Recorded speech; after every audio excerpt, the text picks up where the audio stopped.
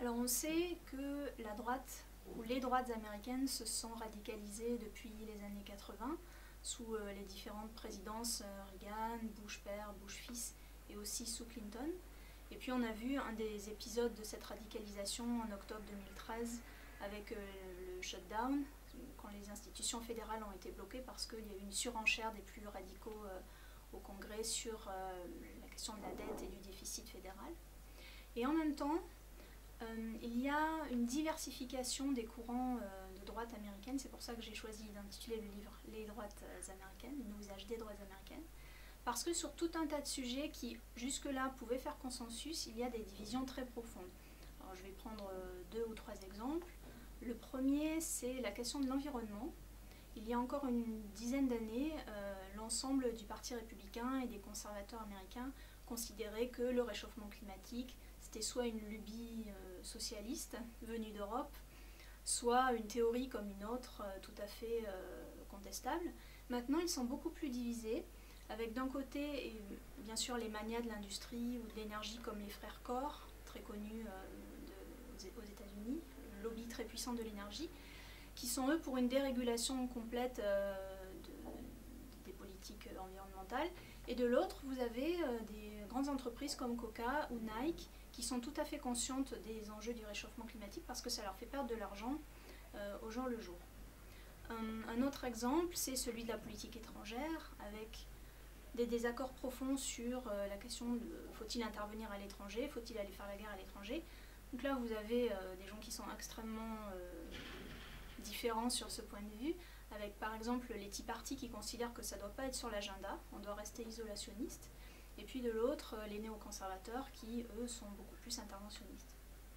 Et un troisième sujet, peut-être, qui faisait aussi consensus jusque-là, c'est celui de l'immigration. Sur l'immigration, vous avez 2 camps qui vraiment s'opposent. D'une part, ceux qui considèrent que l'immigration est une chance économique, notamment les grandes entreprises des nouvelles technologies, Apple, ce genre de choses. Et puis, de l'autre, des gens qui considèrent que l'immigration c'est un danger pour la sécurité américaine. Donc là, il y a des divisions profondes également. Alors, la radicalisation du Parti républicain et aussi ses divisions sont très clairement un handicap pour la future élection présidentielle de 2016. C'est une configuration très différente des élections de mi-mandat de novembre dernier, où évidemment il y a des logiques locales qui jouent, avec un redécoupage progressif des circonscriptions depuis les années 90 qui a été fait au bénéfice des plus conservateurs. Et puis lors des élections de mi-mandat de novembre dernier, il y a eu une forte abstention du côté des démocrates. Du coup, les présidentielles, c'est un autre enjeu, et très clairement, il va falloir séduire un électorat jeune, un électorat féminin, et un électorat de plus en plus divers ethniquement, et notamment chez les jeunes qui sont issus de familles métisses, de plus en plus, qui sont nés aux États-Unis, donc qui sont américains. Et cet électorat-là n'est pas du tout acquis à la cause des républicains, notamment parce qu'il y a des discours très virulents contre les minorités, parce qu'il y a une grande méfiance d'une partie des républicains vis-à-vis de l'immigration, et notamment de l'immigration hispanique.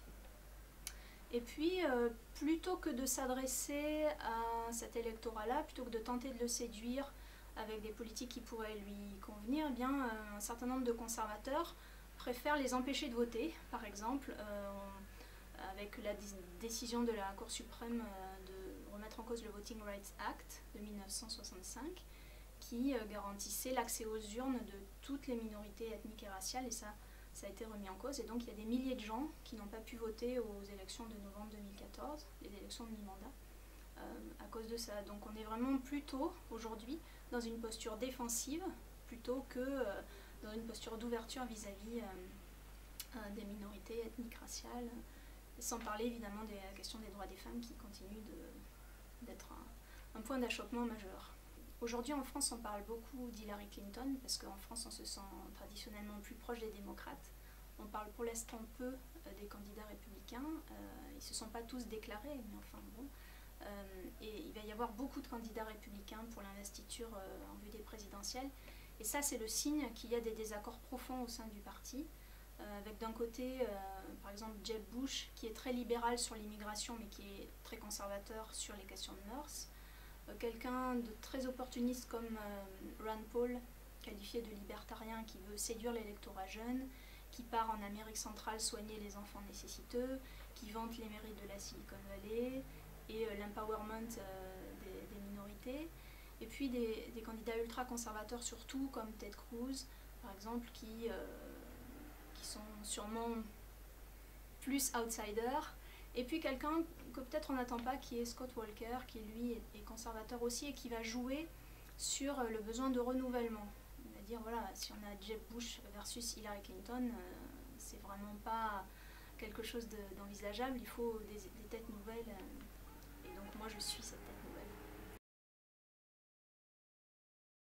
Je ne sais pas si les États-Unis traversent une crise identitaire, je pense que plutôt certains le croient. Et c'est un peu comme en France en fait, où vous avez une partie de la population conservatrice ou des élites conservatrices qui redoutent l'émergence d'une société de plus en plus plurielle, la fin du patriarcat, d'autres religions qui sont sur le devant de la scène et qui veulent s'exprimer. Et donc il y a une espèce de nostalgie d'un âge d'or qui est mythifiée, comme si autrefois il y avait eu une Amérique parfaite, blanche, chrétienne, patriarcale. Et tout ça, c'est aussi nourri par un certain nombre de théories du complot. Par exemple, Barack Obama serait quelqu'un qui voudrait provoquer une immigration massive, soutenir l'islam, voire l'islamisme. Un peu comme chez nous, il y a la théorie du grand remplacement. Alors ça porte sur l'islam aux États-Unis, mais ça porte aussi sur l'immigration mexicaine. Il y aurait une idée comme quoi, voilà, il y aurait une grande immigration mexicaine qui serait programmée pour mettre en danger la nation blanche. Et puis vous avez certaines métaphores médicales, comme on avait en France par exemple avec la syphilis au XIXe siècle.